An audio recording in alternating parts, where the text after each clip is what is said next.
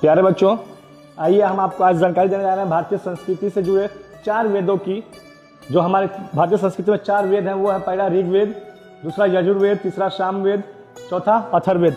ऋग्वेद में पूरे प्रेयर्स हैं, प्रार्थनाएं जो संस्कृत भाषा में वर्णित हैं, जो हम गॉड को प्रेयर करते हैं। जैसे आप प्रेयर में सुने भी होंगे, पहला गायत्री मंत्र है ओम भूर्भुवः स्वः तत्सवितुर्वरेण्यं भर्गो देवस्य धीमहि धियो यो नः प्रचोदयात्। दूसरा गणेश भगवान का आह्वान मंत्र है ओम वक्रतुंड महाकाय सूर्यकोटि समप्रभा निर्विघ्नं कुरु देव सर्वदा। तीसरा है महामृत्युंजय मंत्र ओम त्र्यंबकम यामहे सुगंधि पुष्टिवर्धनम उर्वारुकमिव वंदनात् मृत्युमूर्छिमामृताम्। ये सब मंत्र जो है वो सारी संस्कृत भाषाओं में है, जो ऋग्वेद में वर्णित है। इनका यूज यजुर्वेद में यज्ञ या हवन के दौरान भी किए जाते हैं। जैसे मान लीजिए यज्ञ हवन आप करा रहे हैं, जैसे आप गृह पूजा कराते हैं, उसका मंत्र अलग होता है।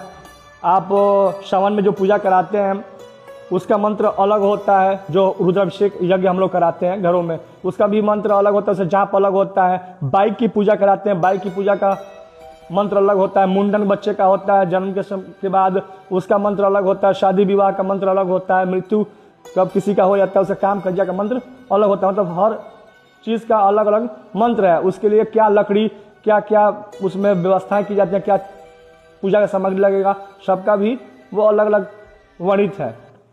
तीसरा है सामवेद, उसमें संगीत की जानकारी आपको सिखाई जाती है। संगीत से लोग जो ऋषि मुनि द्वारा लिखित है संगीत से लोग MA PhD भी करते हैं। संगीत की अच्छी खासी नॉलेज भी होनी चाहिए, जिसके लिए हमें सामवेद को पढ़ना पड़ेगा।